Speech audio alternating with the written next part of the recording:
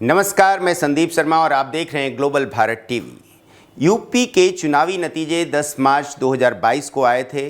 अगले दिन विरोधी पार्टी के नेता छुट्टी मनाने निकल गए, लेकिन मोदी शाह की जोड़ी 11 मार्च को ही गुजरात में एक रोड शो करती है। ऐसा इसलिए क्योंकि प्रधानमंत्री नरेंद्र मोदी कभी जीत के बाद घमंड नहीं करते और हार के बाद निराश नहीं होते हैं। दिल्ली की जीत के बाद भी नरेंद्र मोदी ने एनडीए नेताओं के साथ बैठक में यह दावा किया कि अगले 2 साल में जहां भी चुनाव हैं वहां अपने विरोधियों को हरा कर दिखाऊंगा। लेकिन बात अब इससे आगे पहुंच चुकी है। दोस्तों, यहां ये बात समझने वाली है कि नरेंद्र मोदी 2027 की नहीं 2029 की तरफ इशारा कर रहे हैं। पिछले 1 महीने में 2 बार पीएम मोदी ने संकेत दिया है कि इस बार वो मिशन 400 पूरा करके दिखाएंगे। 4 फरवरी को संसद में पीएम ने कहा कि वो अभी चौथी बार भी आएंगे। अब सवाल उठता है, अगर 2029 की ऐसी तैयारी है तो फिर 2027 में योगी को लेकर क्या प्लानिंग चल रही है। हम आपको कुछ फैक्ट के आधार पर दिखाते हैं कि नरेंद्र मोदी का निशाना अर्जुन की तरह 2029 के लोकसभा चुनाव पर क्यों है।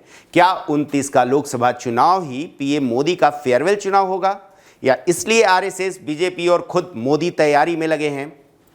अब आपको हम बताते हैं वो बीजेपी के पंच, जो मोदी का जो पंच है वो कैसे विरोधियों को धराशायी करेगा, उसको हम सिलसिलेवार तरीके से आपको समझाने की कोशिश करते हैं। पहला पंच है जनगणना का, सेंसस का, जो इस वर्ष ही होगा।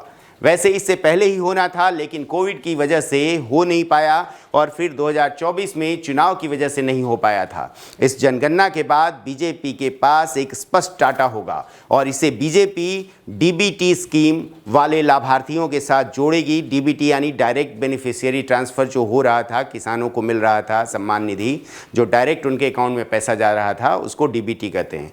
फिर वो जन धन योजना वाले हों या आयुष्मान योजना और उज्ज्वला योजना के लाभार्थी, सभी के डाटाओं को मिलाकर उसी हिसाब से मोदी सरकार अगला कदम उठाएगी, जो होगा डिलिमिटेशन यानी परिसीमन का।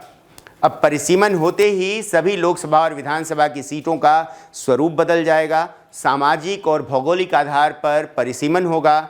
हालांकि असम और जम्मू कश्मीर में पहले भी परिसीमन हो चुका है, लेकिन इस जनगणना के बाद फिर से वहां भी होगा, जिसमें किसी भी एक जाति धर्म विशेष के वर्चस्व को खत्म करने की कोशिश होगी।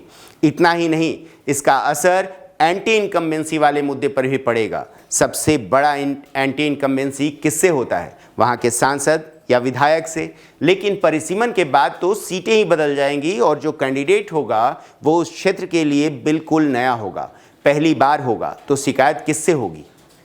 इसके बाद सीटों की संख्या भी बढ़ाई जाएगी। परिसीमन के बाद देश में 850 लोकसभा सीट होने की उम्मीद है और उनके बैठने की तैयारी पहले ही नए संसद भवन में कर भी ली गई है। इसमें महिलाओं के लिए 33% रिजर्व सीटें भी होंगी, जो बीजेपी ने पिछले कार्यकाल में नारी वंदन सम्मान के नाम से महिलाओं को ये हक दिया था। उसका असर परिसीमन के बाद भरपूर दिखेगा। हर पार्टी को यही नियम लागू करना होगा, लेकिन इसका फ़ायदा उसी पार्टी को ज़्यादा होगा जो संगठन और बूथ स्तर पर भी महिलाओं को शुरू से उतना ही सम्मान और भागीदारी देती आ रही है, और इसमें बीजेपी बाजी मार ले जाएगी।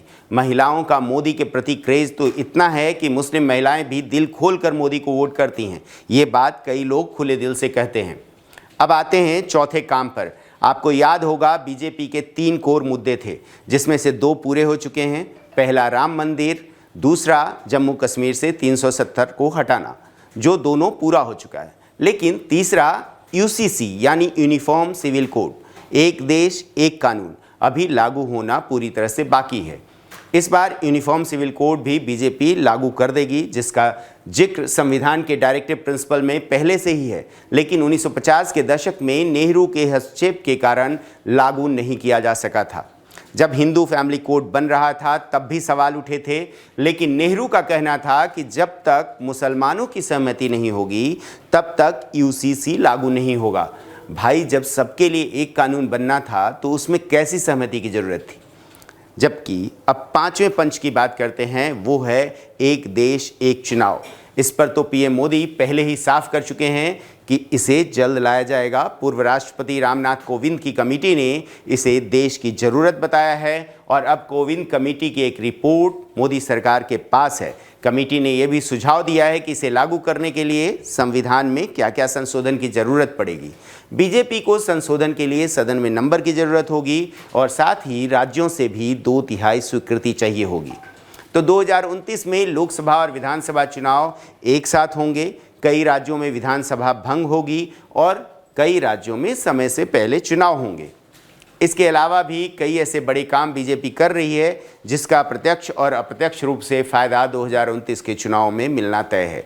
जैसे वक्फ बोर्ड संशोधन कानून, अपने हिंदुत्व के एजेंडे को और मजबूत करते हुए काशी, मथुरा और संभल की बात करना, NRC CAA को पूरी तरह से लागू करना, जनसंख्या नियंत्रण कानून की बात, सनातन बोर्ड बनाने को लेकर सॉफ्ट सहमति, ऐसे कई मुद्दे हैं। और सबसे बड़ी बात, PM मोदी ने बजट सत्र में ये कहकर बता दिया कि अभी तो तीसरी बार ही है, चौथी बार के लिए तैयार रहिए।